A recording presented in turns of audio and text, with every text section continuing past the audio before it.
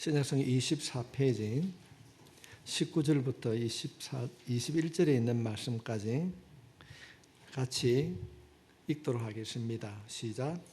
무리를 명하여 잔디 위에 앉으시고 떡 5개와 물고기 2마리를 가지사 하늘을 우러러 축사하시고 떡을 떼어 제자들에게 주시매 제자들이 무리에게 주니 다 배불리 먹고 남은 조각을 12바구니에 차게 거두었으며 먹은 사람이 여자와 어린 외 5,000명이 되었더라. 아멘.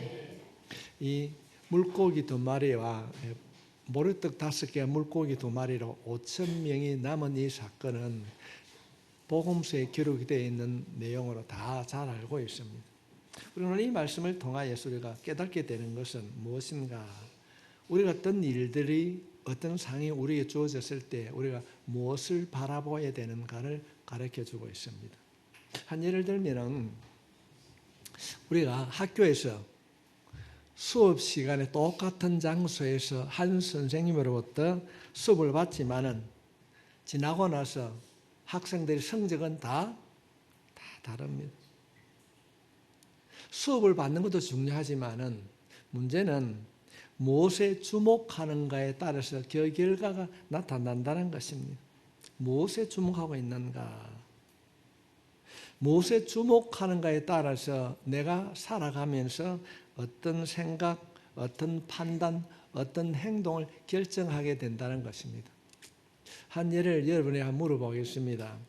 우리가 2시간 전에 오전 예배에 우리가 말씀을 들었습니다. 혹시 기억하는 것이 무엇이 있습니까? 저처럼 생각이 잘 안 납니까? 열매입니다. 열매. 나는 과연 어떤 열매를 맺고 있는가?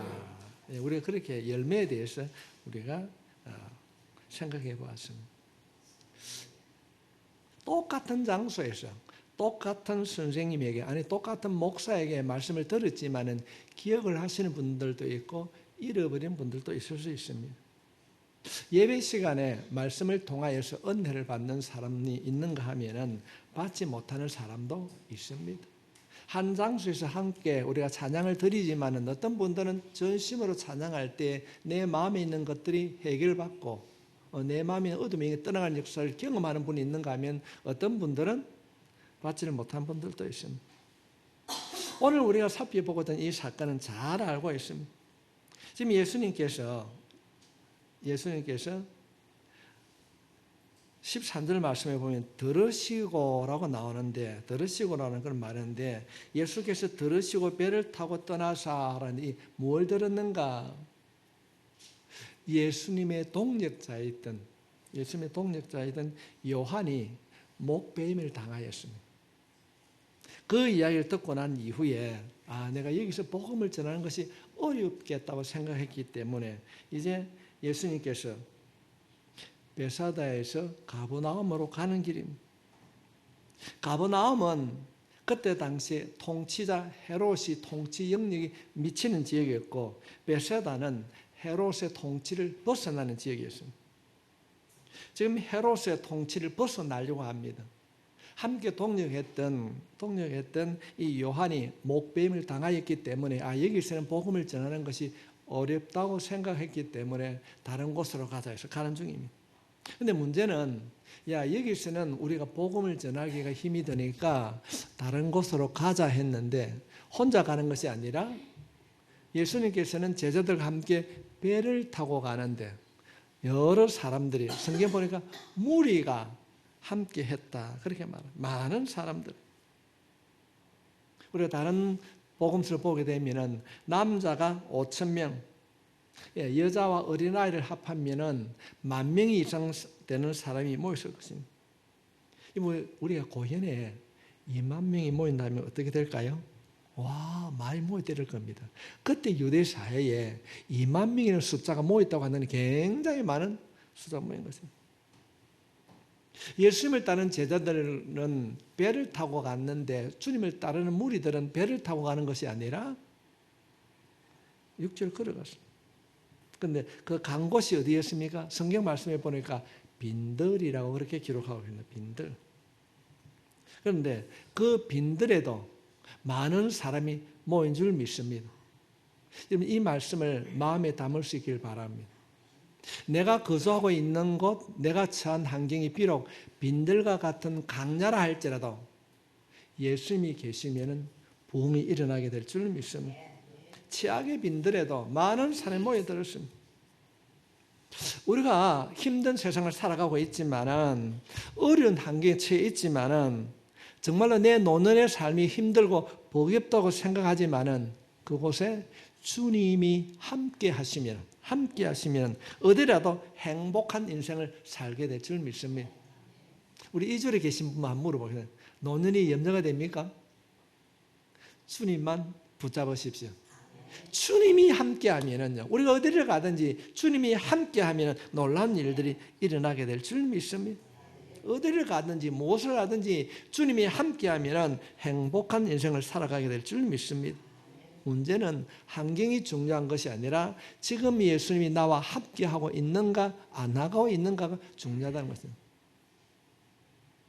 빈들의 마른 풀같이 시들은 나의 영혼이라 할지라도 주님이 함께하면 그것이 천국이 될 줄 믿습니다. 그런데 지금 주님을 따르는 제자들이 생각할 때는 어떻게 생각했을까요? 불편한 거예요. 저것들 왜 따라왔노? 불편한 거예요. 그런데 주님께서 그 따라오는 사람들을 왜 왔노 말하지 않고 그들에게 필요를 채워줍니다. 14절 말씀을 보게 되면은 예수께서 나오사 큰 무리를 보시고 다른 무리를 보시고 여기서 그 중에 있는 병자를 고쳐주시니라. 고쳐주시니라.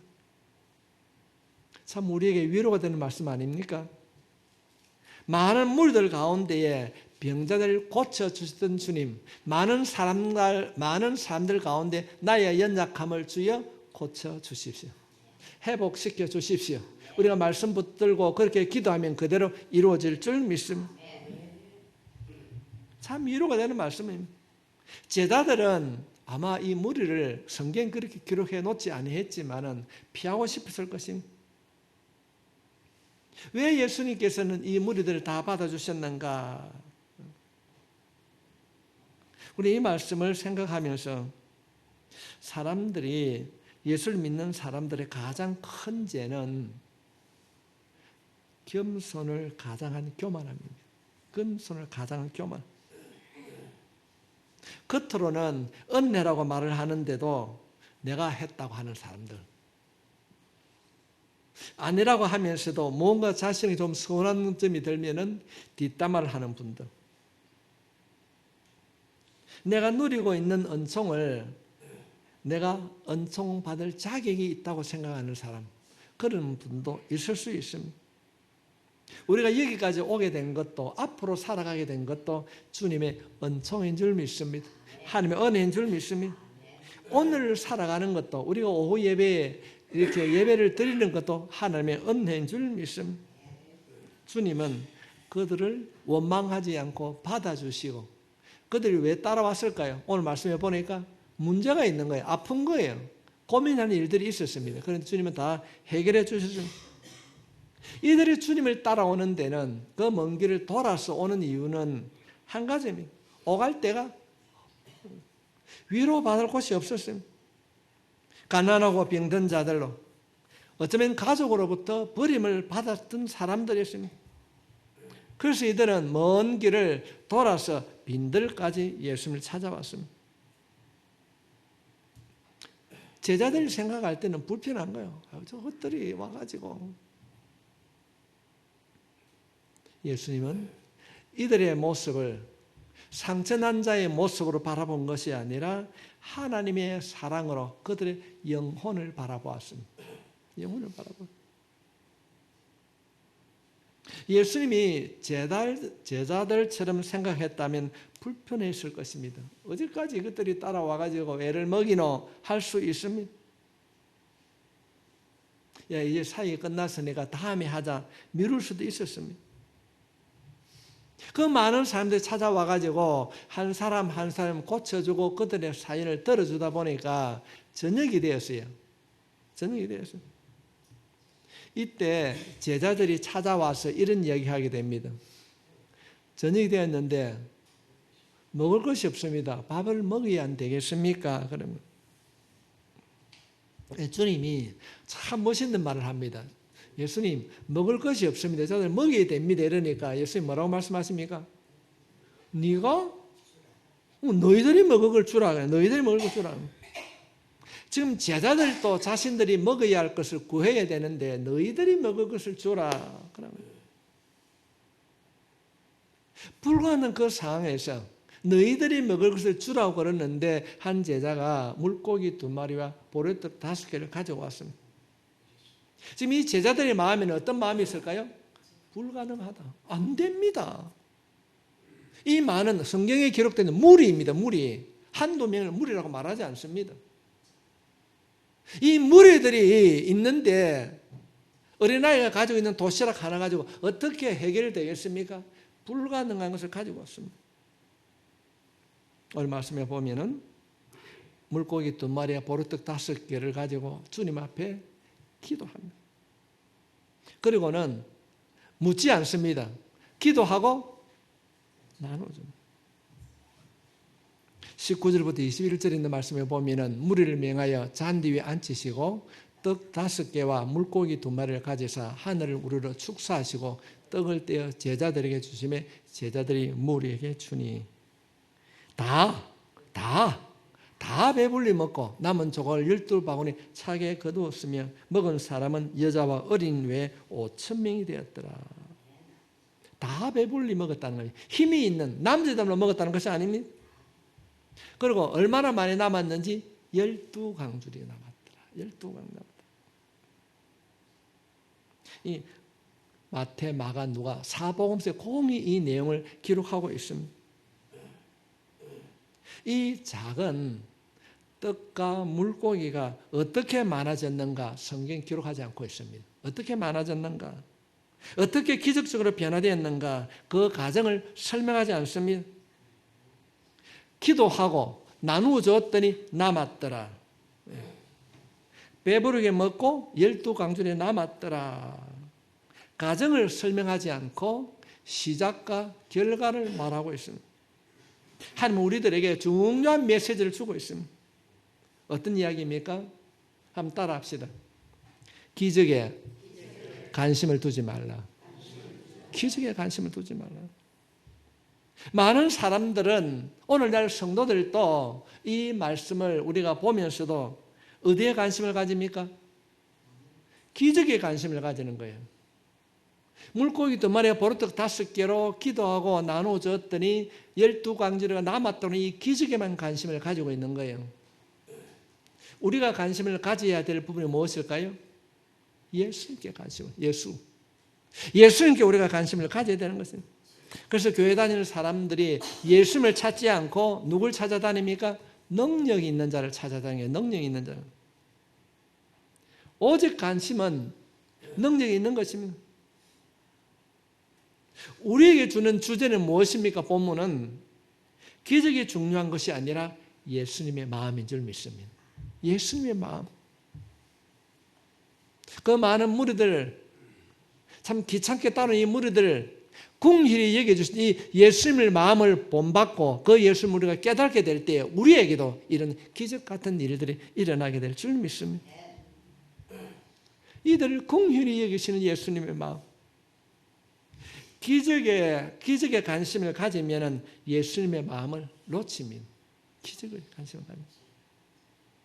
그래서 성경은 시작과 결과만 말해주고 있는 거예요. 과정은 다 생략하고 있습니다. 그러나 우리는 어떻습니까? 어떻게 됐는데 과정을 굉장히 중요하게 생각합니다. 그 과정을 생각하게 되면 예수님을 잃어버릴 수 있습니다. 예수님의 마음을 잃어버릴 수 있습니다. 우리가 예배를 드리면서 예배에 집중하지 않고 자신의 필요에 집중하게 되면 주님을 잃어버릴 수 있습니다. 어떤 분이 극동교회 다음 주에 극동교 오후 예배 시간에 어떤 유명한 분이 간증을 하고 치유 역사가 있습니다 하면 사람들이 올까요? 안 올까요? 많이 옵니다. 그들이 와가지고 어디에 관심을 둘까요? 치유에, 능력에, 기적에 관심을 둘까요? 예수님께 관심을 둘까요? 대답 안 해도 됩니다. 오늘 본문은 우리에게 묻고 있는 거예요. 너희는 어디에 관심을 둘 것인가? 지금 이들은 물고기 2마리와 보리떡 5개 기적에만 관심을 갖고 있는 거예요. 그런데 그 기적을 가지고 오신 주님을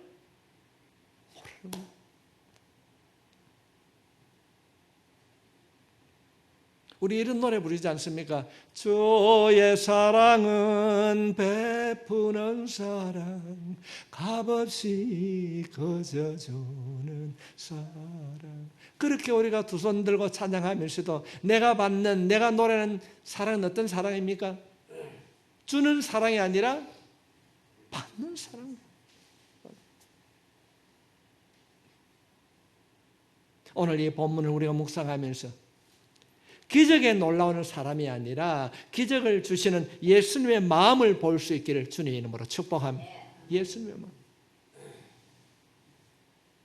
우리가 주님의 마음을 본받게 되면 우리 마음 속에 평강이 찾아오게 될 줄 믿습니다. 우리가 마음이라고 하는 것은, 그 평강이라고 하는 것은 우리가 잡을 수도 없고 줄 수도 없습니다. 그래서 주님께서는 부활하시고 난 이후에 가장 먼저 한 것이 무엇입니까? 평안을 너에게 주노라.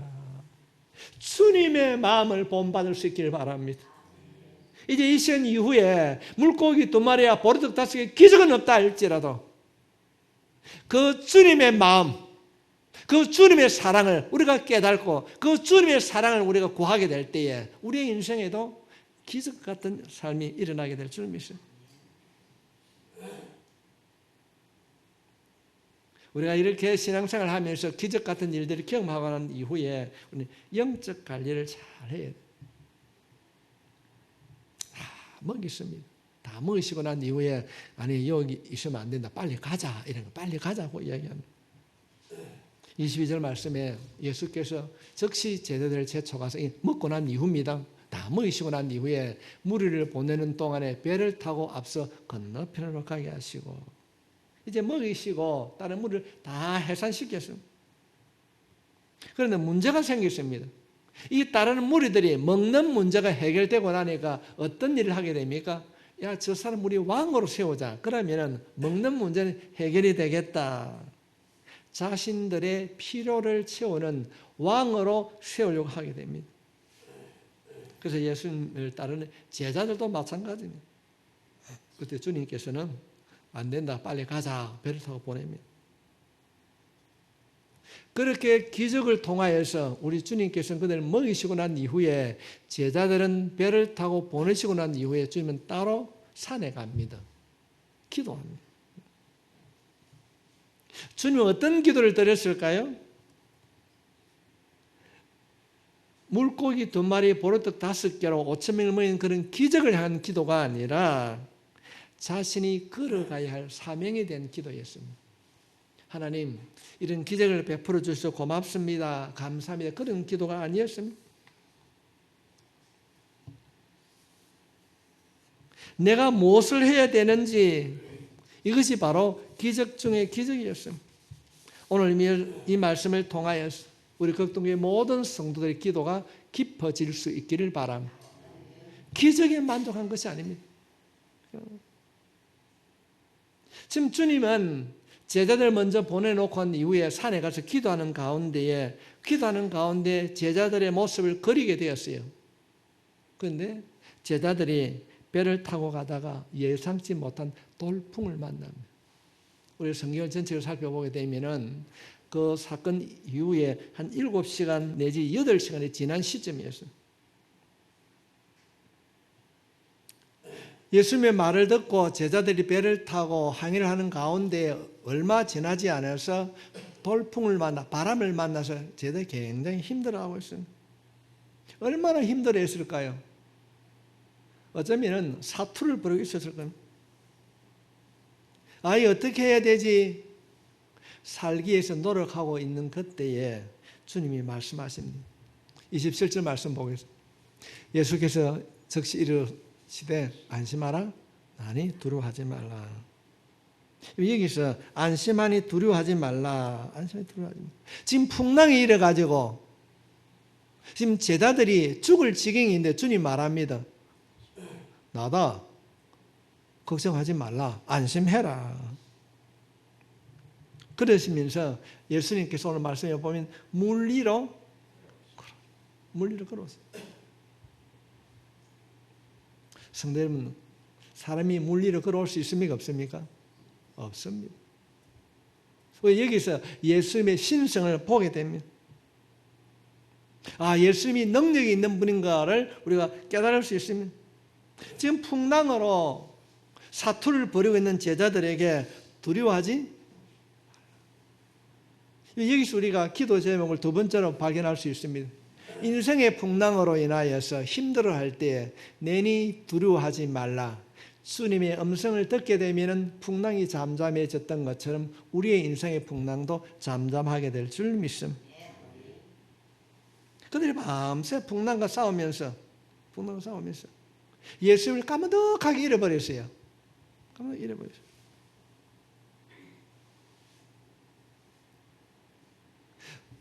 물 위로 걸어오는데 제자들이 뭐라고 얘기합니까? 아니, 예수님이 그 풍랑으로 힘들어하다 보니까 물 위로 걸어오는 예수님을 몰랐으면 알았습니까? 몰랐어요. 내다 두려워하지 말라.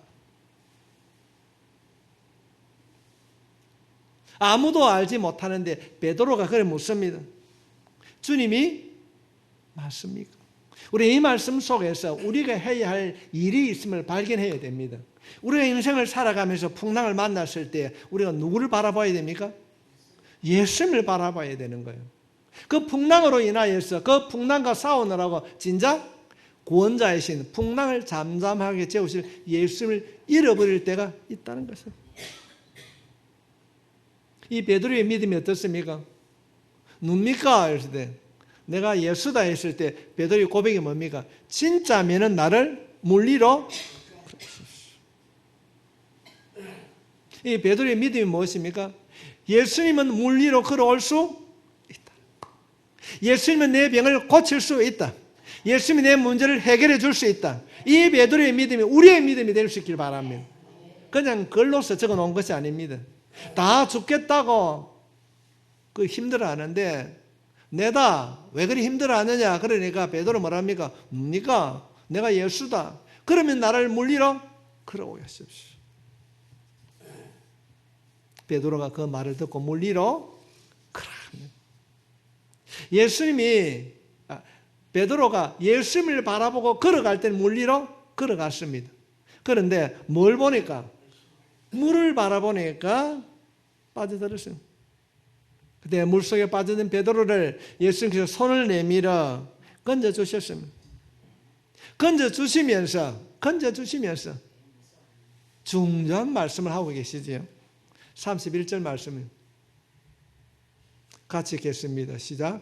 예수께서 즉시 손을 내밀어 그를 붙잡으시며 이르시되 믿음이 작은 자여 왜 의심하시냐 하시고.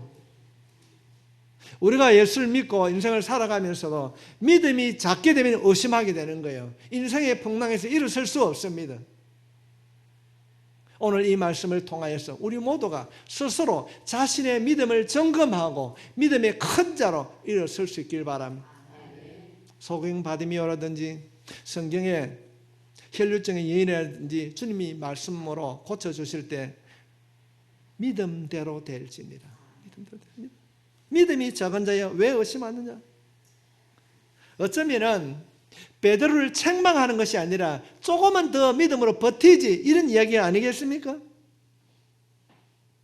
베드로는 누구도 풍랑으로 인하여서 예수님을 알아보지 못했습니다. 누구도 그 풍랑 때문에. 그런데 베드로는 알았습니다. 예수님께서 내가 예수라고 했을 때 그럼 나를 물 위로 걸어오라. 예수님을 아는 순간 그는 물 위로 걸어가게 되었습니다. 다른 사람들은 그 풍랑이라는 환경에 묶여서 주님을 알지 못하였습니다. 듣지 못하였습니다. 베드로 한 사람은 풍랑이라고 하는 환경을 바라본 것이 아니라 예수님을 바라보았습니다. 믿음으로 바라보았습니다. 이 사건 이후에 베드로는 그 이전에는 베드로가 3번 부인하고 여러 가지 잘못을 저질렀지만은 이 사건 이후에 베드로는 순교할 때까지 주님의 제자로 살아갔습니다. 성도 여러분, 우리가 우리에게 주어진 현실을 보느라고 내 앞에 닥치는 문제를 해결하느라고 성경에서 약속하고 있는 예수님을 보지 못할 수 있습니다. 하나님의 약속을 잃어버릴 수 있습니다. 주어진 아픔, 고통, 그것을 극복하려고 하다 보니까 나를 부르시고 나를 향한 하나님의 약속을 잃어버리고 살아갈 수 있습니다. 말씀을 통하여 주어주신 하나님의 약속, 하나님의 음성을 듣지 못하고 현실을 바라보고 아둥바둥하고 때로는 힘들어하고 때로는 낙심하고 어려움 가운데 있을 수 있습니다. 우리는 오늘 베드로의 이야기를 통하여서 나에게 주어진 현실보다, 내가 감당하고 있는 이 현실보다, 환경보다 성경을 통하여서 우리에게 약속하신 하나님의 약속을 바라볼 수 있길 바랍니다. 하나님의 약속을 우리가 믿어야 되는 거예요. 성도 여러분, 우리가 인생을 살아가면서 무엇에 주목하고 있습니까? 날마다 살아가는 현실에 우리가 주목하느라 내 앞에서 걱정하지 말라, 내가 너와 함께함이라고 하신 이 약속을 잃어버리고 방황하고 때로는 힘들어하고 있지는 않습니까? 주님은 오늘 본문 이 말씀을 통하여서 하나님의 음성을 듣지 못하는 우리들에게 주어진 상황을 바라보지 말고 예수님을 바라보라는 것입니다. 주님만을 바라볼 수 있길 바랍니다. 주님만을 바라볼 수 있길 바랍니다. 주님을 바라볼 수 있도록, 약속의 말씀을 붙잡을 수 있도록 주여 내 영안을 열어주시옵소서. 말씀을 마음에 담을 수 있도록 내 가슴을 열어주십시오. 우리가 말씀 가운데서 그 말씀을 붙잡고 기도하면 성령 하나님께서 여러분을 지켜주시고 변화시켜 주실 줄 믿습니다. 사건을 바라보지 말고 말씀을 통하여서 찾아오시는 하나님을 바라보고 풍랑이는 힘든 이 세상을 믿음으로 담대하게 걸어가는 여러분이 되시길 주의 이름으로 축복합니다. 오늘 이 말씀을 통하여서 풍랑이는 바다를 잠잠케 하신 그 하나님, 그 기적만을 바라보는 것이 아니라 그 기적을 잠잠케 하시는 예수님, 그 약속을 믿고 환경도 변화시키는 그 주님을 바라보는 우리 모든 성도들, 극동교회 성도들 영안이 열려지시길 주님의 이름으로 축복합니다.